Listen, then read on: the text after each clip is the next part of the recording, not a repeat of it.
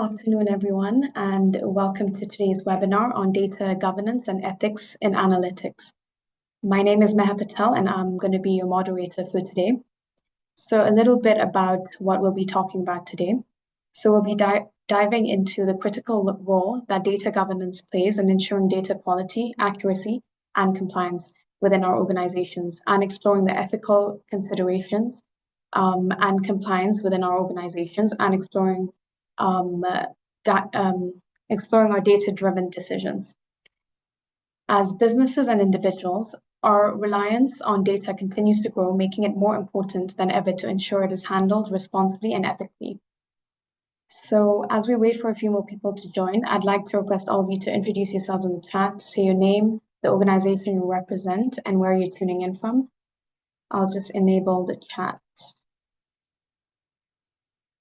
So you guys can go ahead and introduce yourselves as we wait. Thank you once again for joining us.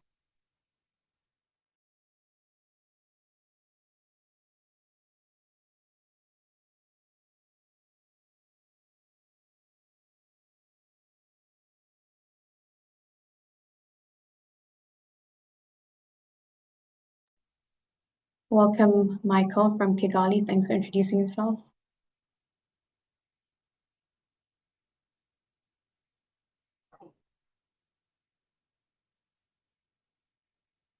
Thank you, Sharon, Hussein, Omer. Thank you all. I see you all from different places. Thanks for joining us today.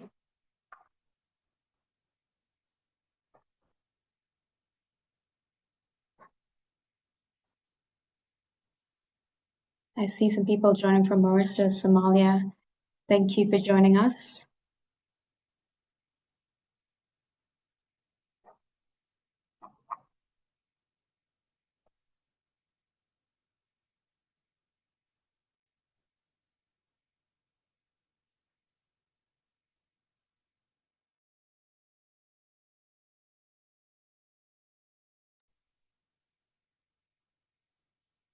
Welcome. I see a lot of people from Ethiopia, someone from India, Tanzania. Thank you.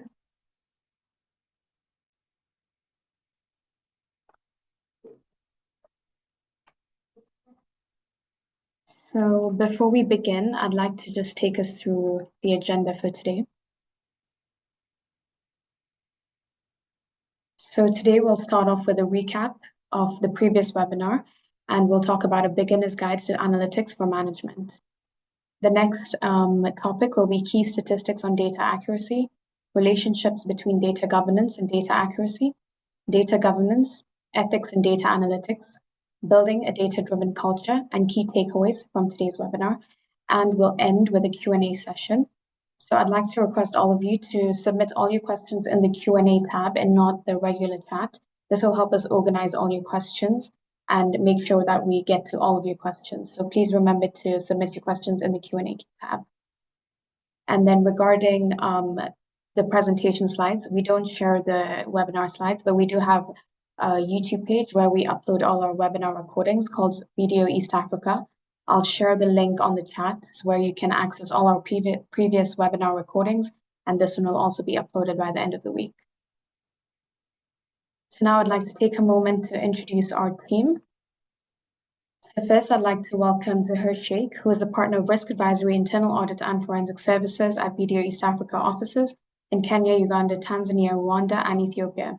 He's a dynamic leader with a high public profile and has been a market leader in his chosen markets and services. He was a regional partner responsible for financial advisory services at KPMG in East Africa, working primarily in Kenya, Uganda, and Tanzania. He has over 30 years of experience, 7 years in the UK, and 24 years of professional experience gained at KPMG in Africa. He established their first forensic practice in Kenya in the year 2000 and grew it to a team of 25 full-time forensic specialists in the East African region. He was also the regional partner of the Corporate Recovery Business Unit. As regional partner of the Forensic Services Business Unit, Zahir has been involved in managing large complex investigations, providing expert testimony in court, arbitrating disputes, and much more. And now I'd like to introduce Soumya Vadlamani. She is a skilled data analytics and governance professional with over 10 years of experience, currently working at BDO East Africa. She specializes in utilizing AI, machine learning, automation, and advanced data visualization techniques to drive actionable insights and improve decision-making processes. Her expertise lies in crafting robust data strategies that align with business goals, ensuring data integrity, compliance, and governance across various domains. With a strong foundation in analytics and a passion for innovation, Soumya continuously explores the intersection of technology and data to implement solutions that not only optimize operations, but also pave the way for future growth. Whether it is through developing AI-driven models, automating complex workflows, or creating intuitive visualizations, her goal is to empower organizations with the tools and insights they need to succeed in an increasingly data-driven world. Thank you all for joining us. And now I'd like to hand it over to Zahir Sheikh to introduce BDO Global. Thank you so much, Meha, and a very warm welcome to all of you. I can see we have people joining from all over the world, actually, not just East Africa. We've got people from Johannesburg, people from Mauritius, people from KL, Kuala Lumpur, and across the oceans. So good morning, good afternoon, and good evening to all of you. Let me just introduce BDO for those of you who may not be familiar with BDO. BDO is a global player in the audit and advisory space. We're a professional advisory practice. We have offices in 166 countries, so that's nearly a global footprint with 1,776 offices as of this month across the globe. We employ more than 115,000 professional people, and our revenues last year were in excess of 14 billion US dollars.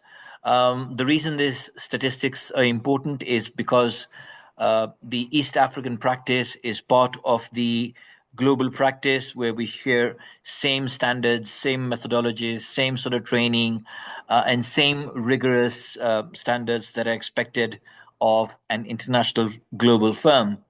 Next slide, Meha.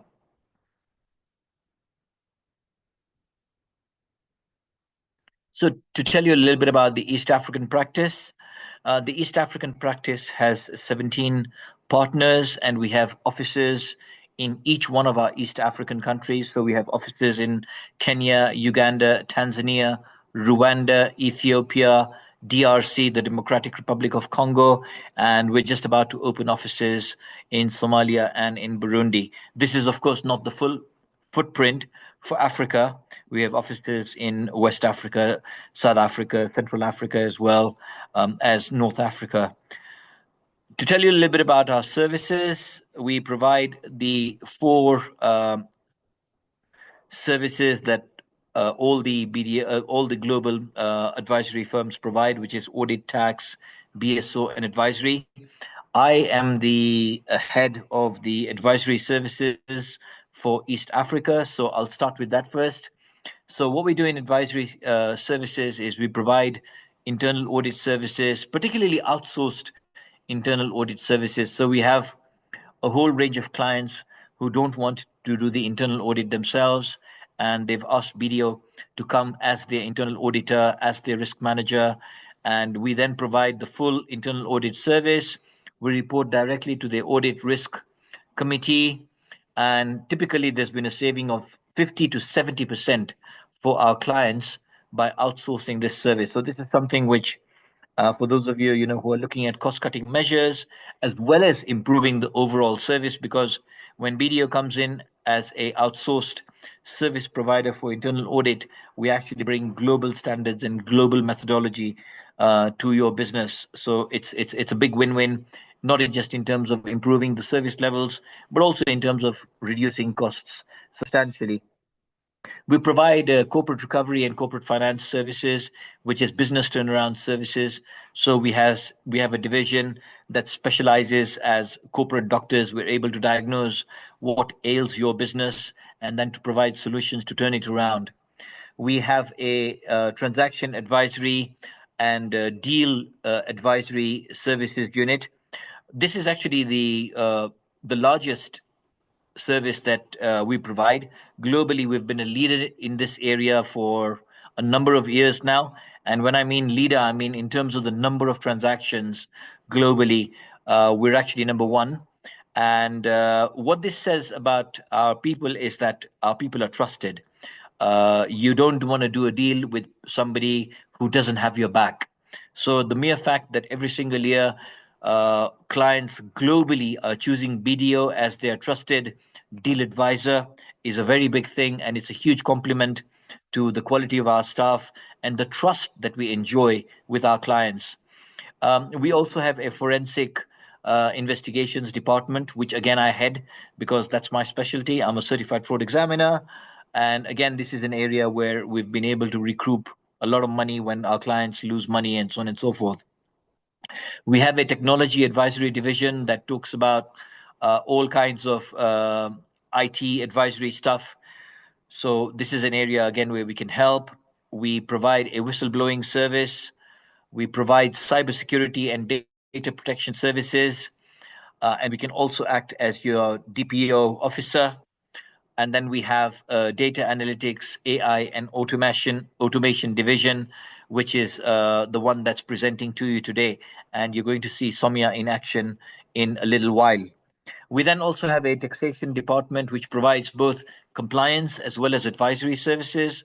On the compliance side, we will do your tax returns, whether it's your VAT, your PAYE, and so on and so forth, and your other returns to the revenue authorities. We also provide a whole range of tax advisory services, including tax audits and health checks, including transfer pricing, advice on employment tax and expatriate taxation, corporate international tax planning, and so on and so forth. We also have a very successful tax division that looks at cases that have gone to tax tribunal, which are being disputed, and we've got a good track record on winning cases for our clients. And then we've got our audit and assurance division, which looks at providing external audit services. So we act as your statutory auditors. We can do audits. We do audits of special projects, donor-funded projects, and so on and so forth. And we also provide detailed training on standards, auditing standards, IFRS training, and so on and so forth. And finally, we have a whole division that that specializes on outsourcing, and we can run a range of services for yourselves, such as bookkeeping, accounting, compilation of your statutory audit reports, management reporting. We provide financial management agent services as well as fiscal management services. We do payroll for a number of our clients. We act as company secretaries as well. We also provide legal advisory services, and we also provide admin and accounting services. So this is just a quick range of the services we provide. We will have a poll questionnaire. Please feel free to reach out to us in case you require any one of these services, and we'll be very, very happy to give you a free consultation, no fees, to take you to basically the next level. With that, I'm going to hand over to my colleague, Soumya, to take you through today's very exciting presentation. Soumya? Thank you, Zahir. Good morning, good afternoon, good evening, everybody. So today we'll be speaking about data governance and the importance of ethics and data analytics. But before that, we'll start with a recap of what we did in the last seminar, in the last webinar.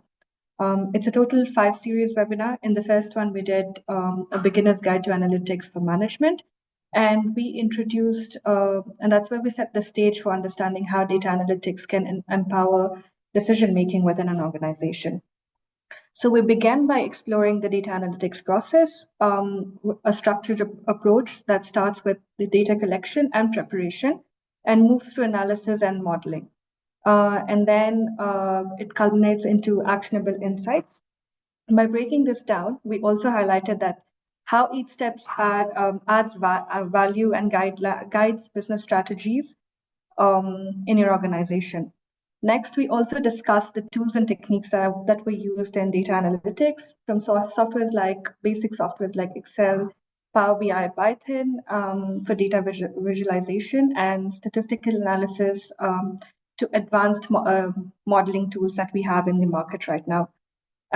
We also underscored how the right tools enable faster, more accurate results in the organization. And overcoming common challenges was also a critical topic that we spoke about last time, where we focused on the barriers like data silos, limited resources that we have in organizations, and resistance to change that we generally go through. We shared some practical strategies for each of them, emphasizing how overcoming these obstacles will build a culture of data-driven decision-making. And then finally, we dwelled into the data accuracy. That's where we ended, which is the cornerstone for successful analytics. So in this, we highlighted maintaining trust, also reducing error and ensuring that the insights are both reliable and relevant, because at the end of the day, without proper insights, you're not able to make proper decisions. Today, we will dive deeper into data accuracy, discussing its critical importance in making informed business decisions and how inaccurate data can lead to costly mistakes. In addition, we'll also be touching on the key elements that's data governance, highlighting how to establish policies, standards, and practices to ensure data's consistency, security, and accessibility. And we'll also be touching on data ethics in terms of what are you supposed to do in terms of ethical compliance, how you're supposed to deal with the data, and how can you form a data-driven organization. So what you see on your screen are basically some statistics on data accuracy, on why data accuracy is important, right? So in continuation to our previous webinar where we ended with data accuracy, today we'll explore why accurate data matters through impactful statistics. So as you can see on your screen, you have 4 factors, right? One is the financial impact, the other one is the operational efficiency, the third one is better customer understanding, and the fourth one is compliance failures. So as you can see, businesses lose an average of $12.9 million annually due to poor data quality. This loss stems from wasted resources, time spent correcting the errors, and compliance issues, all of them emphasizing that the data inaccuracy can be costly and disruptive. The second one being operational efficiency gains. So there's almost a 20% increase in operational efficiency when the data quality is improved. So accurate data streamlines operations, improves data decision making, and optimizes resource allocation too. The third one is likelihood of better customer understanding with high quality data. So organizations with high quality data are about 75% more likely to have a strong grasp of customer needs, driving personalized experience, loyalty, and growth. I think the best example over here can be the likes of an Instagram or Meta, because they really know, depending on what you see, your history, you keep getting your reels, you keep getting the posts. So it keeps you engaged, and that's what they want to do. So it talks about the high quality data that they capture. The fourth one is regulatory compliance. So inaccurate data, it almost contributes to 40% of compliance failures, which leads to fines and reputational damages. So reliable data is a prerequisite for regulatory adherence and risk mitigation. So these statistics, they basically underscore why data is more than just a technical aspect or something that you're just collecting in your database, right? It's more of a strategic priority that shapes the business outcomes and operational efficiencies, and also the customer trust. So to ensure that the data remains accurate, it remains secure and consistent, data governance plays a really big role by establishing policies, standards, and supporting a foundation of high quality data for analytics and decision making. When moving on to the next slide, we'll be speaking about the relationship between data governance and data accuracy over here. So I've spoken a lot about data accuracy right now, so you guys must be wondering, how is this related to data governance? They basically work hand in hand, right? So you think of data governance as the rules and processes that keep everything in order, maybe like a playbook for managing data responsibility. It ensures that everyone knows how data should be used, it should be protected and maintained.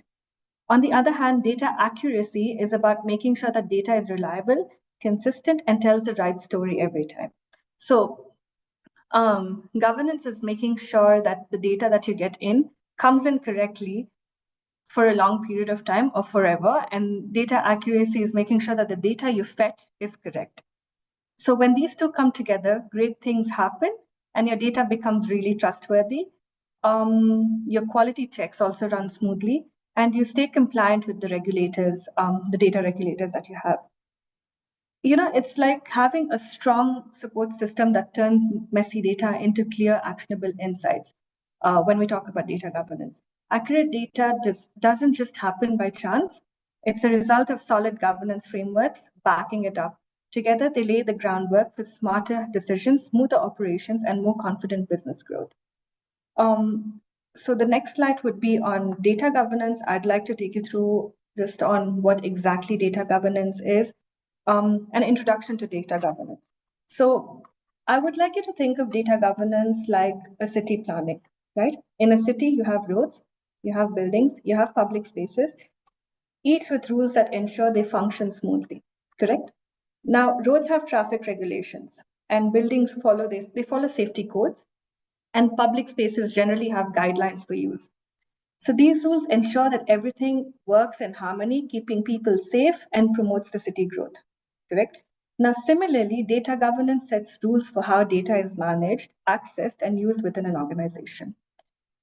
Just as a city planner oversees the infrastructure, oversees the community guidelines, the data governance also creates policies, standards, and processes that keep data accurate, secure, and consistent on an ongoing basis.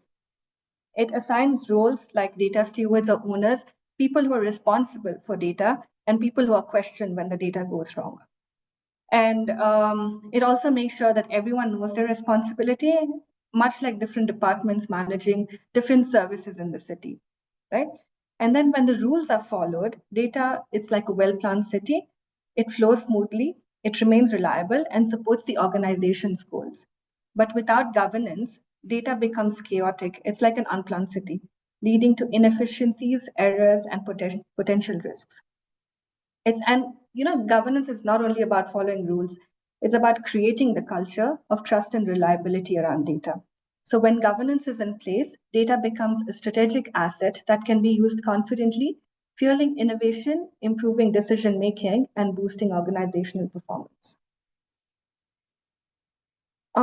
So why does data governance matter, right? Now that we have a solid understanding of how data governance works, let's explore why it matters.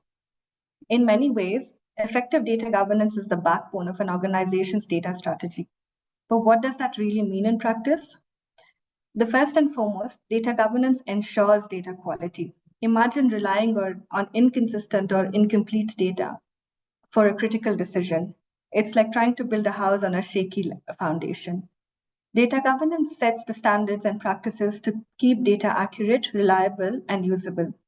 The consistency isn't just a technical goal, it also allows the teams across the organization to speak the same language, trust their data, and make informed decisions with confidence.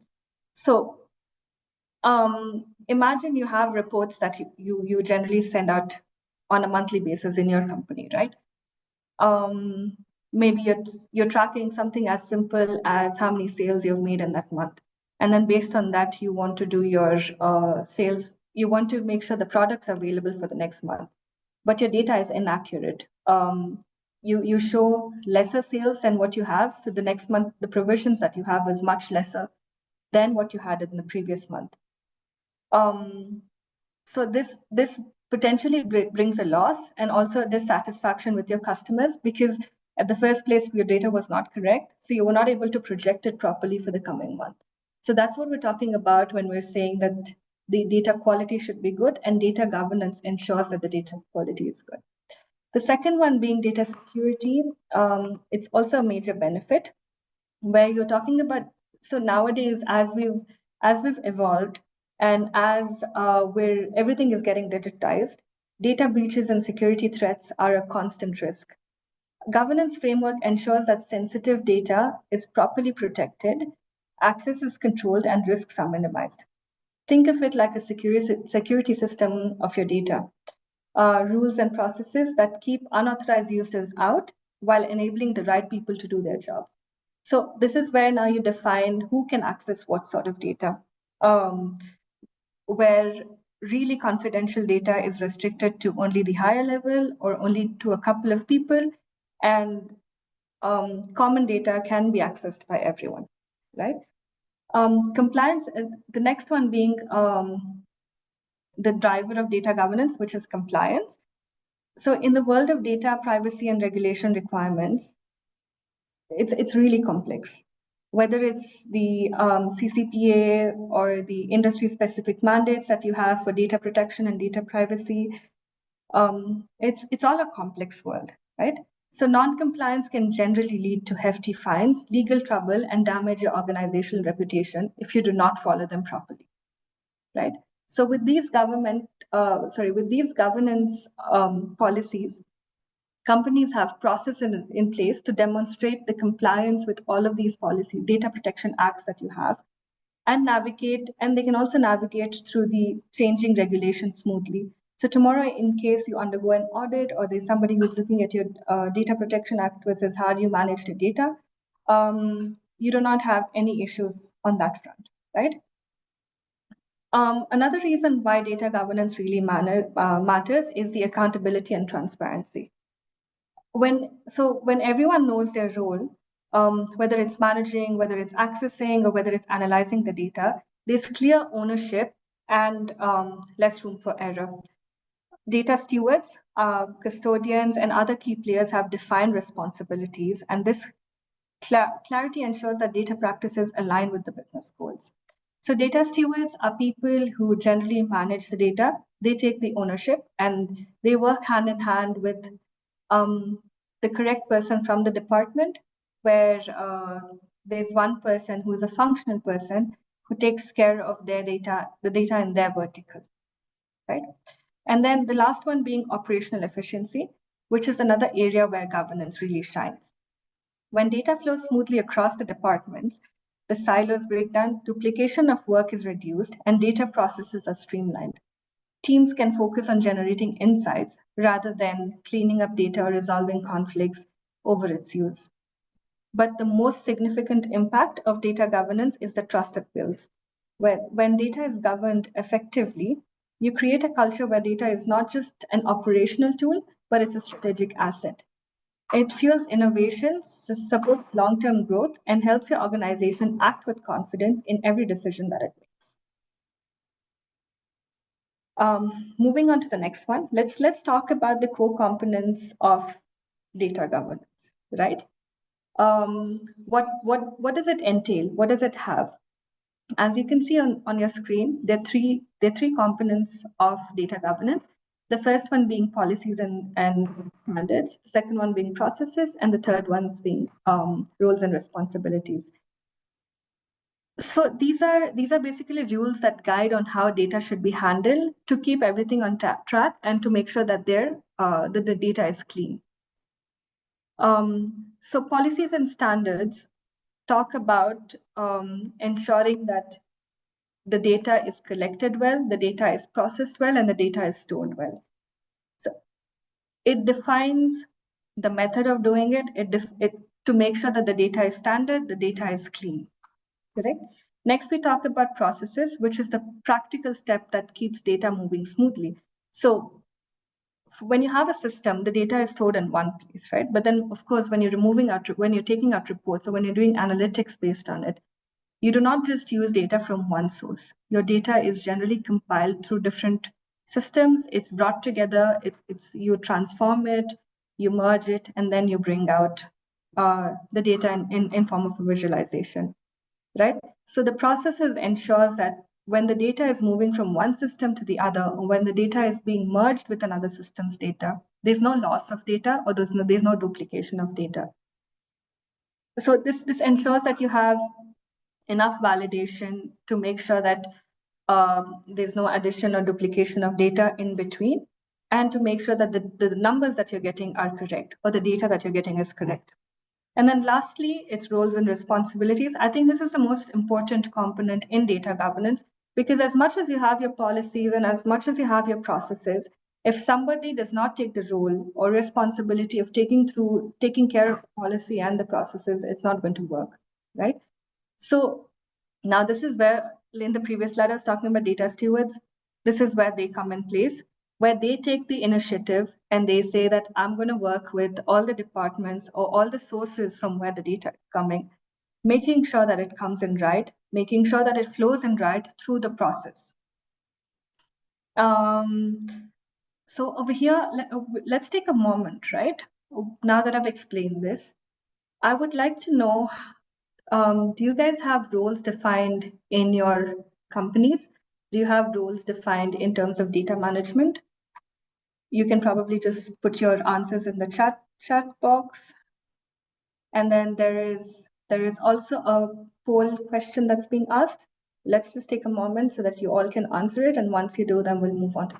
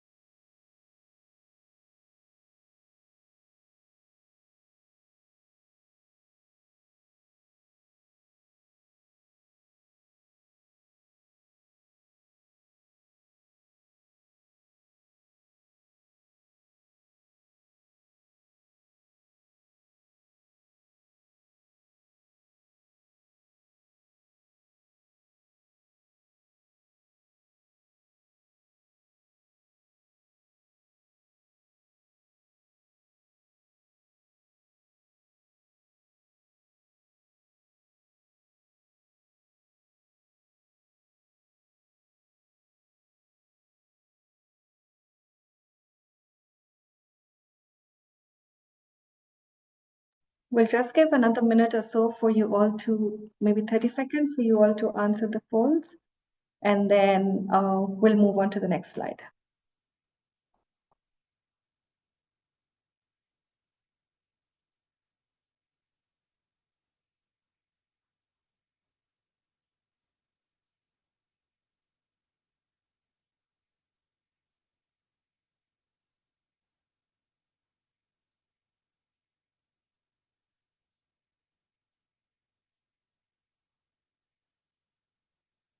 Okay.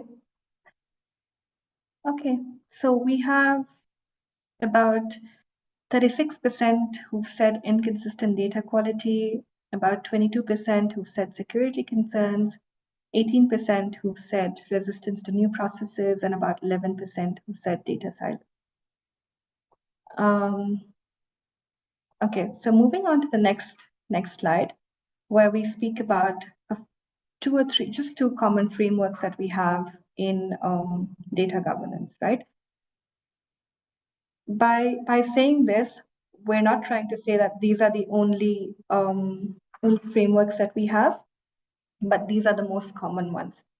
So you can think of frameworks like blueprints guiding how data is managed, protected, and aligned with business goals.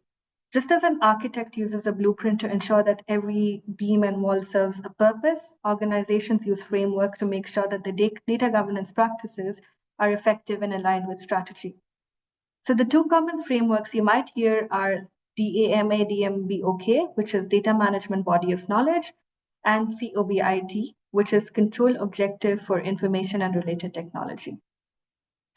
So it covers everything from data governance and architecture to data quality and security.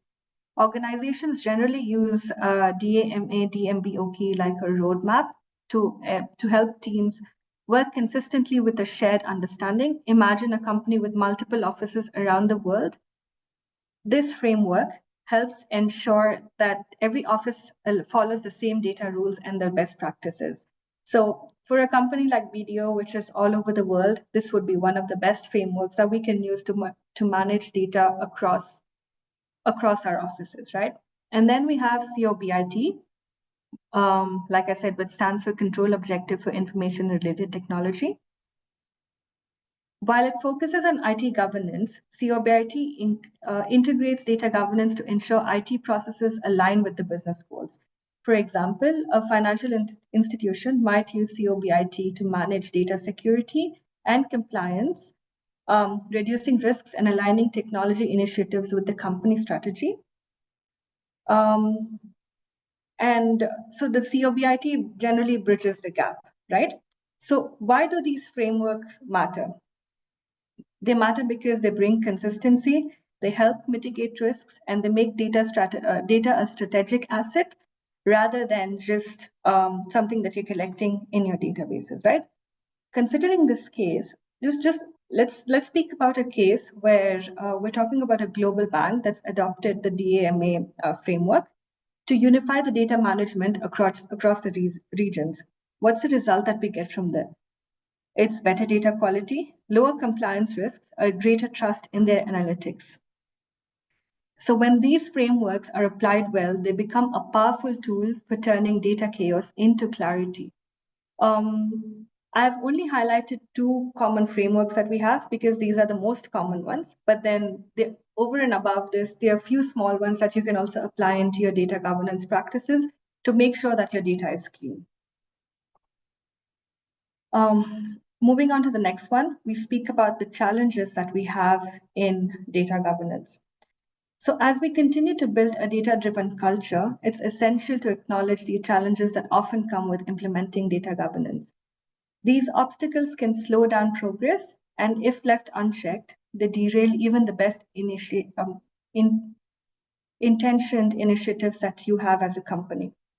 One of the most common challenges is data silos, like you guys have mentioned in your poll, right? So I'd want you all to picture this. Every department keeps its own data like a treasure chest, and no one else has the key. While this might seem protective to a few departments, it actually leads to inefficiency and inconsistency. Sales may have different figures than marketing. Sorry, just a minute. The next slide. Yes, thank you. Sales may have different figures than marketing. Finance may have yet another thing that they might be seeming protective about. And they must be having different version of the same data, right? Because data is not shared across different departments. When this happens, when you're trying to bring out the data, when you're trying to do analytics on it, you get the same data from two different sources with two different values. So you really don't know which one is true, which one is false, and which one to actually believe, right? So when you break down this silos through collaboration and integrated systems, this is one of the most vital points for data governance to survive in your company, right?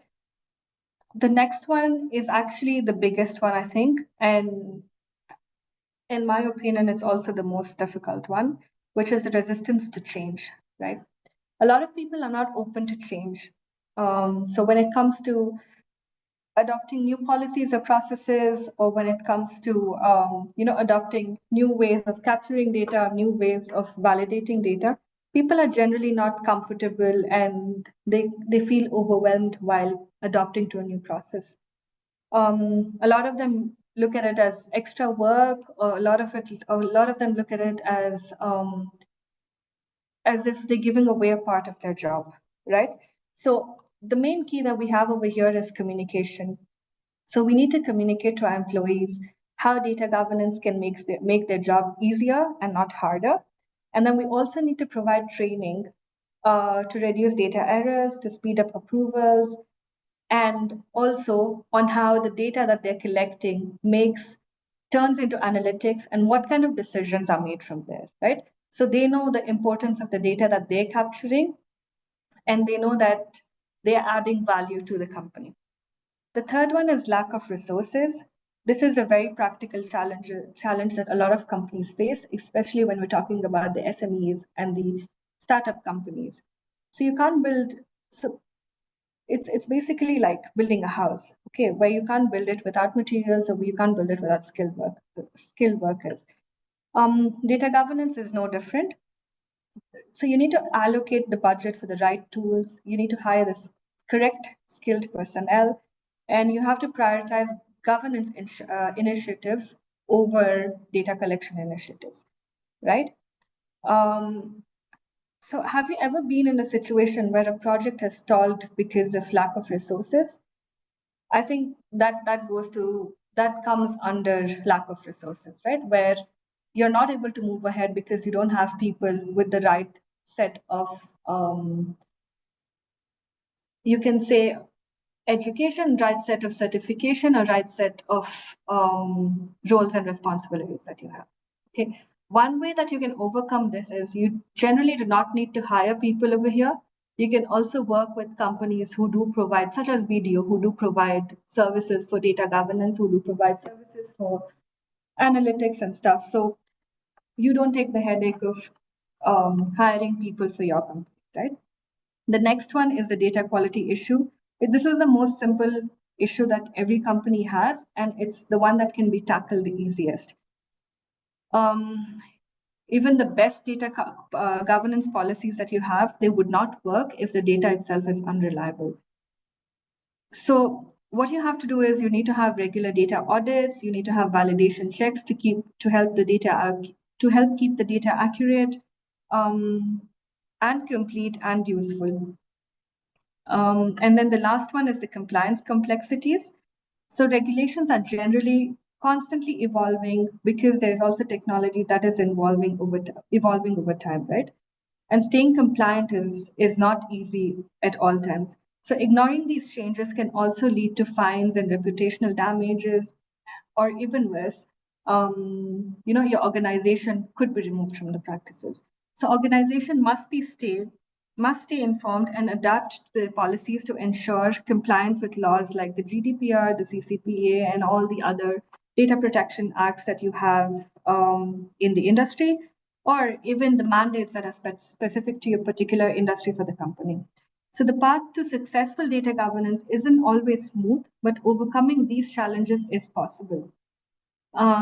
Like I mentioned, by fostering collaboration with companies that provide these kind of services, by investing in resources, by training employees, and keeping data quality very high, you can create a strong governance structure that supports data-driven decisions. Moving on to the next topic, where we're talking about the ethics in data analytics. So as we went deeper into data governance, we tried to understand what's the importance of data governance and what are the challenges that we're facing. We also need to talk about ethics in data analytics. While data can unlock tremendous potential for innovation and decision making, it also carries a responsibility on how we use data, right? Ethics in data analytics ensure that we treat data with respect, fairness, and integrity. So transparency is a cornerstone of ethical data use. Imagine you're a customer whose data is being collected and analyzed. Wouldn't you want to know how it's being used? So organizations, they need to be very clear and upfront about their data practices, and they should have no hidden agenda on how they're processing your data. This is why you see generally whenever you sign up for a new website, or even Google keeps updating their terms and conditions, which most of us don't read, but they keep updating the terms and conditions where they ask you to accept it. And if you really go through those terms and conditions, a few of them is about your data, how they hold your data, and how they process your data. So they're taking your consent and they're telling you that this is how we're going to process your data, and this is what we're going to do with it. So this is where the transparency comes in place, right? It generally builds the trust with customers and the stakeholders. The next one being privacy and security.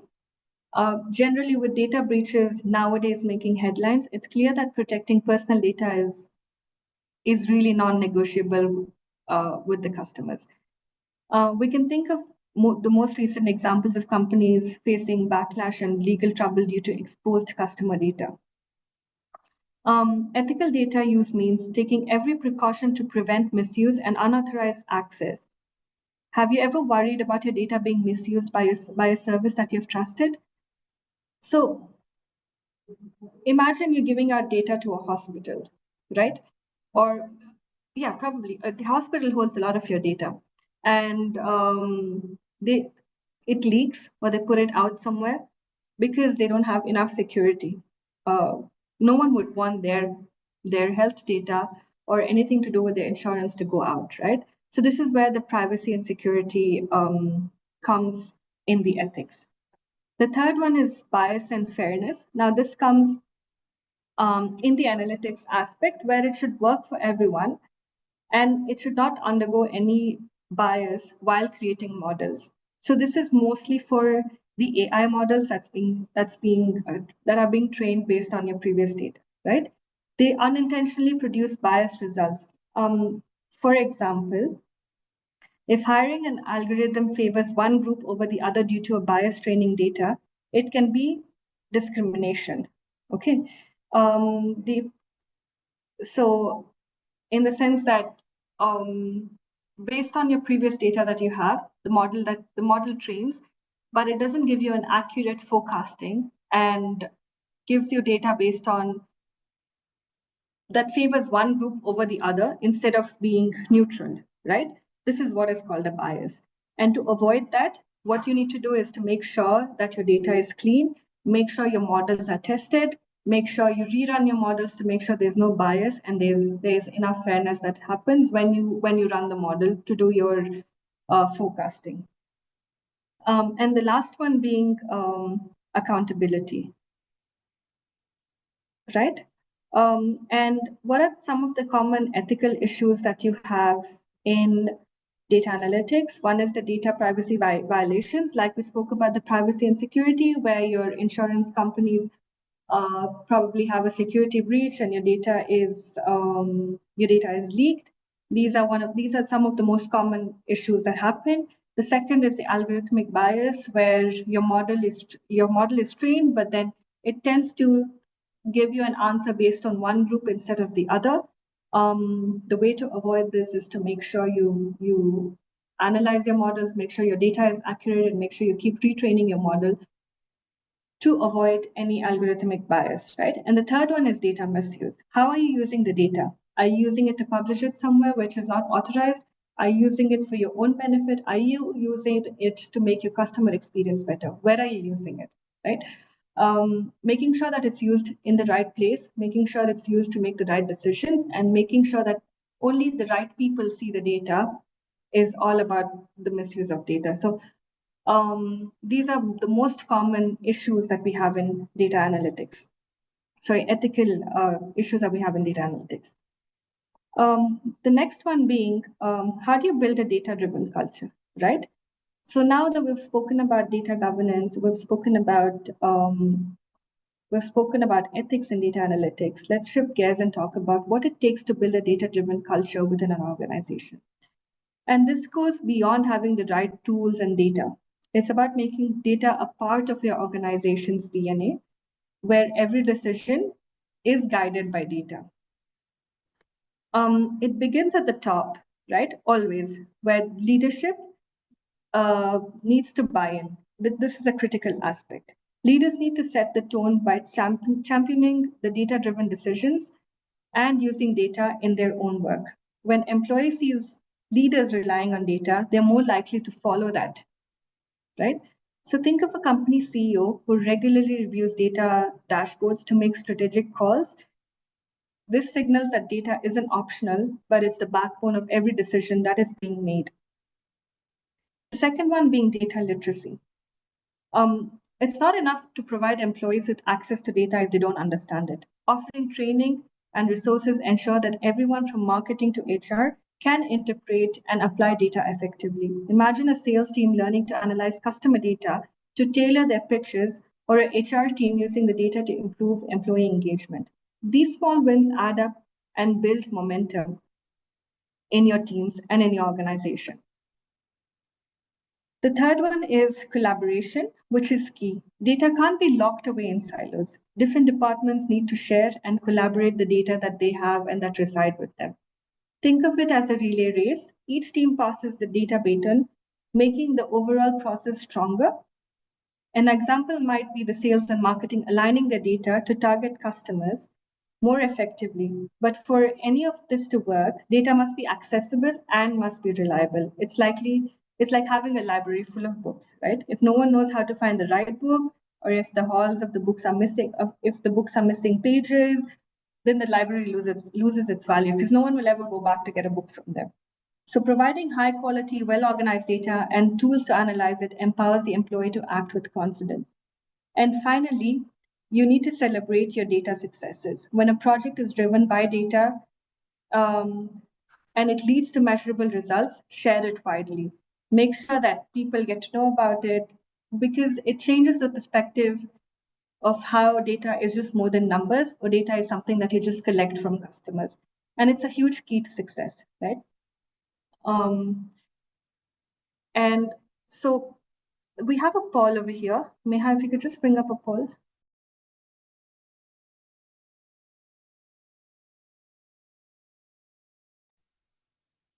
Once you answer this poll, then we can move on to the key takeaways from this.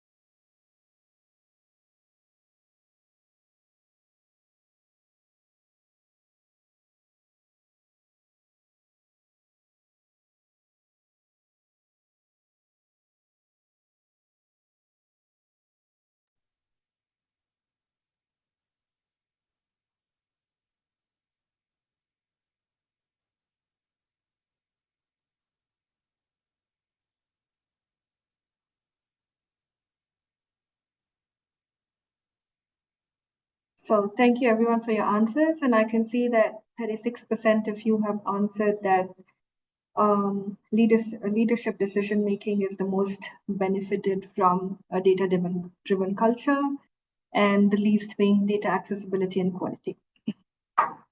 With that, I would like you to just take you through the key takeaways for this webinar that we have. So as we wrap up, let's reflect on some of the key takeaways from our journey through data governance and ethics. First, we've seen that data governance is the backbone of effective data management. By establishing policies, processes, and clear rules, organizations can ensure the data remains accurate, secure, and consistent. Think about the city planning analogy that we used earlier. Just as a city planner, as city planners maintain order, data governance brings structure and security to data use. Next, data quality is at the heart of successful analytics. Without reliable, consistent data, even the best strategies can crumble. Imagine a marketing team planning a campaign based on outdated customer data. The campaign would likely fall flat. High quality data is like a sturdy bridge. It supports everything that passes over it. Frameworks such as the DAMA and the COBIT help bring structure to the governance initiatives, aligning data practices with organizational goals. For example, a global company using a framework to unify data practices across different regions can see a significant boost in collaboration and trust. Frameworks basically create a common language and approach, making data governance more effective. The next one being building a data-driven culture, which goes beyond tools and processes.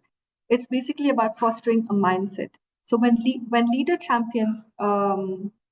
champion data-driven decisions and employees are empowered with data literacy, everyone works smarter. And then, of course, we have challenges that come up in every organization. So as we discussed, data silos, resistance to change, resource constraints can make governance generally difficult. But by breaking this down, engaging employees and making sure that you invest in resources or invest in companies that can help you bring resources, we can overcome these obstacles. Think about what your organization could benefit from breaking down the silos, right? And then finally, ethics must guide every data decision. The transparency, privacy, fairness are not just buzzwords that you have. They're essentially for building trust and protecting individuals. Preventing algorithmic bias, protecting data privacy, and taking accountability are all part of ethical data use. Ethical practices aren't optional. They ensure data serves everyone fairly and transparently. So as we go forward, let's think about how we can put these takeaways into practice. How can you champion data governance and ethical practices in your work? And by working together, we can build a future where data is used to empower, protect, and drive meaningful change. By this, we're now open for question and answers. And I would like to also say, if any one of you are interested in data governance, in getting to know where the company stands in terms of data, please feel free to reach out to us. We can help you out with it.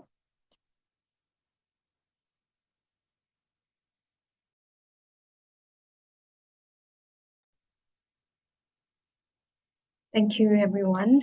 And thank you, Soumya, for a very insightful webinar. And thank you all for your participation during the poll questions. And I see a lot of questions in the chat, so I'll give Soumya a few minutes to just go through all your questions. And again, I just want to emphasize to upload all your questions in the Q&A tab, so then we can organize them in a better way. And before you all leave, as we discuss some questions, I just want to share a poll question just to get some feedback on this webinar.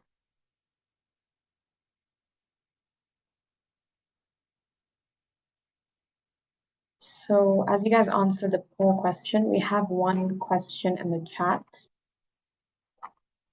So James, thank you for your question. The question is, if a person in the organization thinks that ChatGPT can help in analyzing some data and submits the data to ChatGPT, is that leaked data to the internet?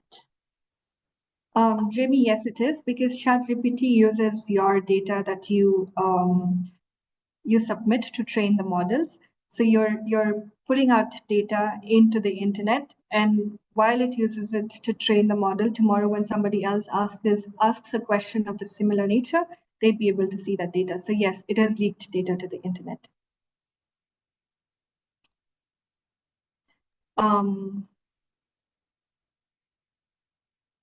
We'd again request you to please post the question in the question and answer tab and not in the chat tab. But we have another question from Zella who asked, what are the most common challenges that you experience as BDO, and what practical systems or approaches are you implementing to have these resolved? One of the most common challenges that we had, and we'd had it for a long time, is data accuracy, and ensuring that data is accurate as it flows through a lot of systems, right?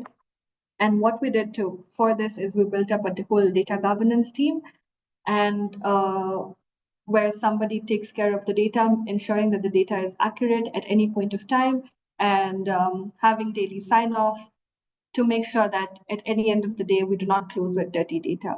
That was one of the most significant problem that we had. But other than that, we also, because we give data protection, data privacy, and all as services, we also make sure that our data in-house is really protected, that customer data does not go out. And when it comes to stuff like ChatGPT and all, we make sure that our employees are well informed on what data to put onto the internet and what data they need to hide.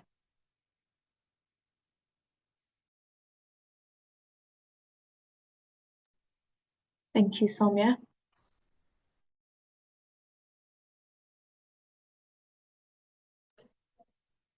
So we have one question in the Q&A tab by Samira. So she says, algorithmic bias is a major concern. It will be interesting how this can be curbed. Thank you for your insights, Samira. So Samira, just to expand on what you've said. So you're making sure that you have enough data sets and you have diverse data sets, and making sure for transparency in your algorithms, and human intervention is also there while you're giving out your or while you're sending out your outputs that you get from the AI, would significantly reduce the algorithmic bias that you get from the models.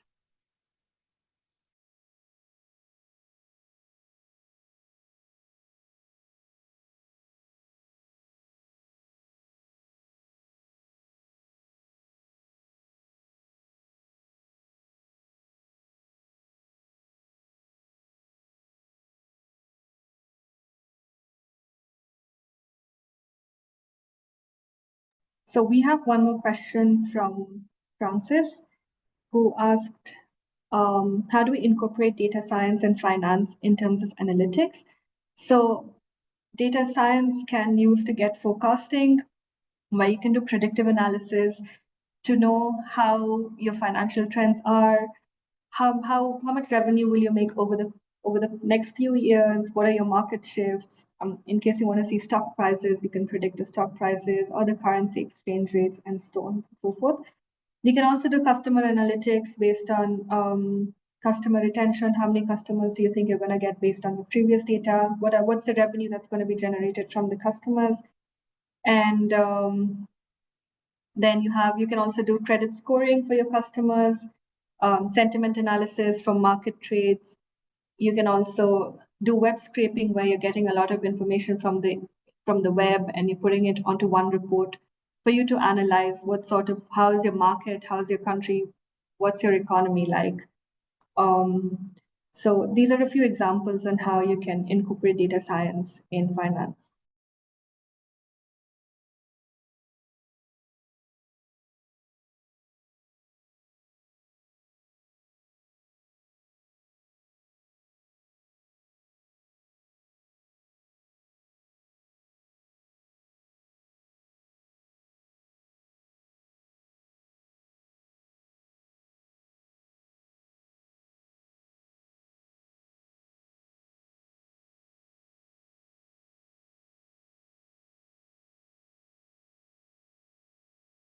So there's one more question from an anonymous attendee, who asked that, are there any background courses to advance in key data management insights other than data science certificate? Yes, there definitely are.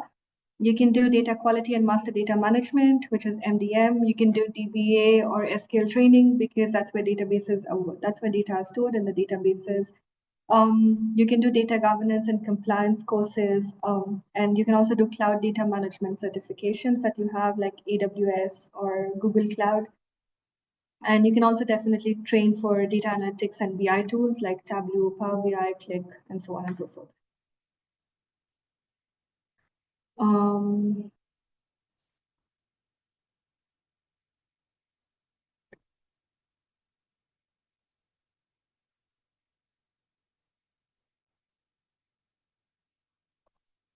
So we're yet getting a few more questions in the chat itself.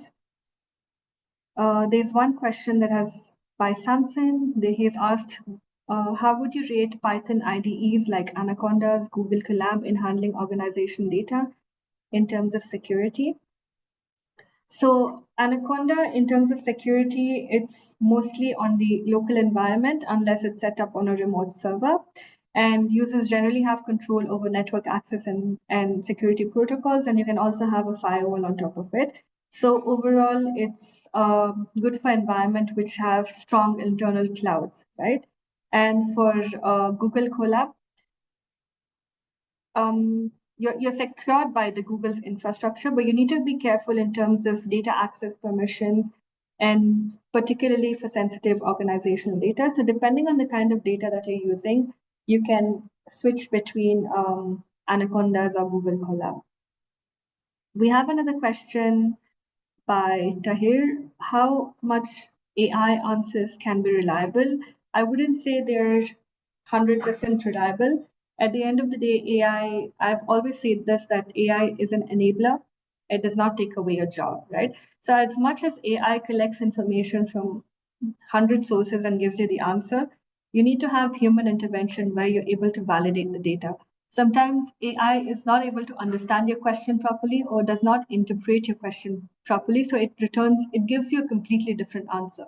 So there are two things to this. One, you need to be always validate the answer that you get from the AI. Second, it's called prompt engineering. Your prompt needs to be correct and needs to speak on what you want from the AI to give you.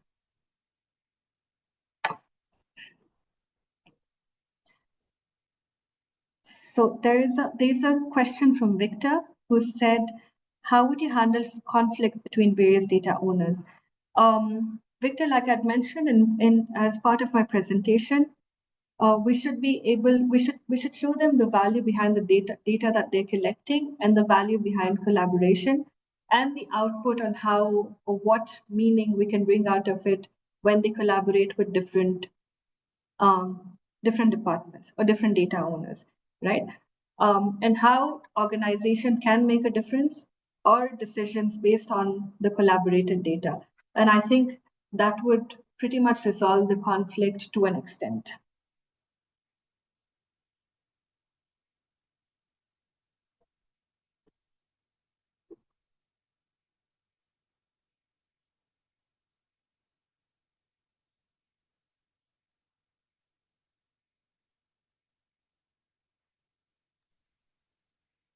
Thank you, Soumya.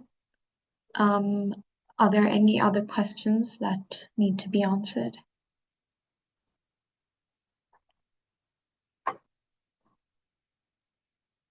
So we have a question from Tesfaye who asked what type of data analytic tools is better for ethnographic data or ethnographic data from internet?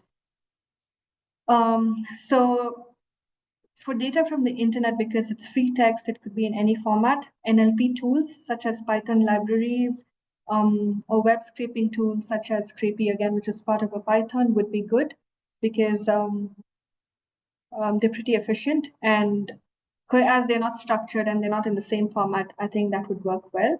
And two, if you want to visualize the data, then you can always use a Power BI, Tableau, Google Analytics at the end of the day to kind of visualize whatever you're doing from the web scraping.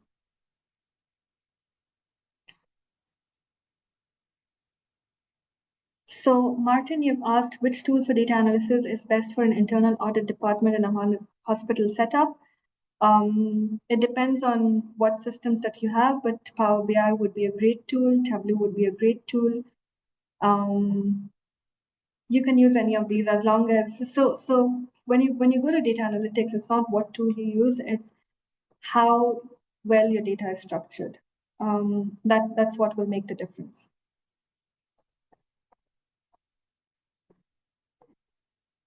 So we have another question from Baruch, who's asked us, how do we ensure data policies are enforced consistently across organizations? First is you have to establish the framework, and then you need to have continuous training and awareness programs. But over and above that, you also should be able to measure how efficiently your governance policies are working and how efficient your data is, right? So now building dashboards on top of it, making sure the data is clean, making sure that everything that you've stated in your governance policy is well covered is a part of ensuring that the data policies are enforced consistently. We have another question from John, who's asked us any advice on how to deploy a model, or rather leads to models, deployment methods, or sites. So the first way is, so you have two ways of doing it, right? Either you deploy the model, or you take an infrastructure that already has pre-built models, depending on what you want to do. So the likes of Google, the likes of Microsoft have come up with their own AI models, so that people can use it as on a subscription basis. So either you do that, Or what you can do is, if you want to do it on your own, on your own servers, then you'll have to first choose the environment that you have. Do you want to go cloud? Do you want to go on-premise, depending on how huge the data is and what you want to do? And then you use this, you go ahead and select the services that you're going to use, or the tools that you're going to use for the model. And once you do that, you definitely have to monitor and then maintain the servers that you have. There is another question from John again. In addition, other than Tableau for data analytics, is it advisable to use Power BI for data dashboards, and how effective is this compared to Tableau? So I've used both Tableau and Power BI. I've worked extensively on both of them. And honestly, in terms of visualizations, I've not found much of a difference. I actually felt that Power BI has more custom visualizations than Tableau. But it's just a matter, it's just like I don't see much of a difference in both of them. I think they both serve well for data dashboards. It's more about how you present it.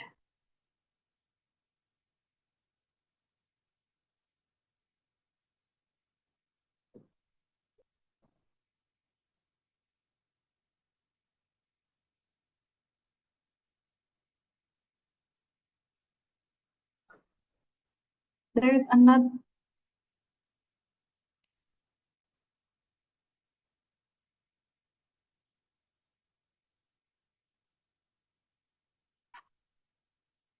So there's a question from Ernest, where he's asked, what could be the criteria to be based on when labeling or categorizing data as confidential, public, or restricted? So it depends on the data, right? What kind of data it is. Anything to do, and this is what are defined in your policies as well. So suppose you're a customer-centric organization. Anything to do with customer-related data would automatically become confidential or would automatically become restricted, because not everyone should be having access to customer data, right? Anything to do with between two companies, or can be confidential, right?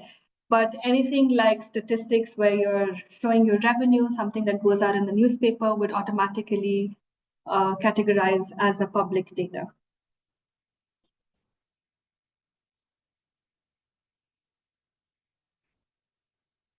Dr. Hussain, you've asked, how do we ensure data quality in resource limited area like financial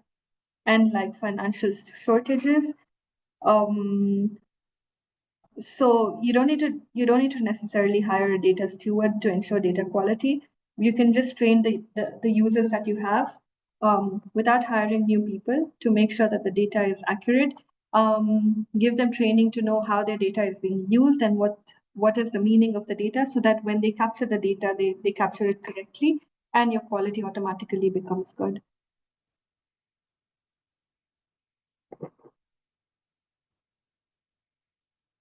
Zella, you've asked, does BDO experience any data growth related issues, especially with enormous real-time data? If yes, what's your approach on managing this? No, we've not experienced any data growth related issues so far with real-time data. But I think the best way to approach the enormous real-time data, especially like, okay, when you're doing analytics, it's when you're creating dashboards and stuff, you can make sure that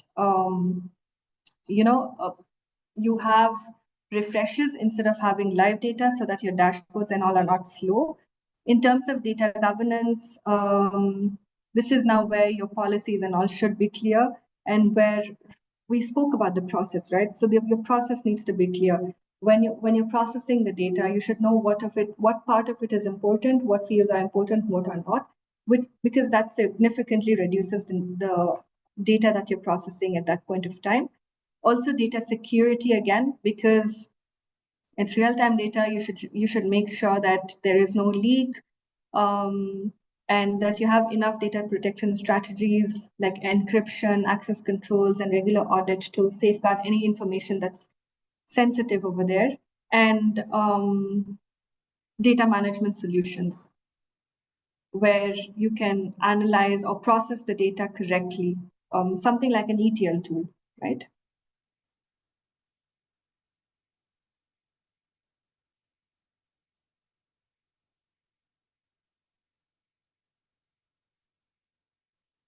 So I think that's it. Those are the questions that we have. Yeah, I think we're done. Thank you, everyone. Thank you for being a part of this webinar. There are many more webinars that will be coming. This is a 5-part webinar. We have the next one in the coming month, and we will be communicating to all of you. So hopefully we'll be seeing you there. Thank you so much. Thank you, Soumya, and thank you, everyone. Hope to see you at our next webinar, which will be in 2 weeks. Have a good day.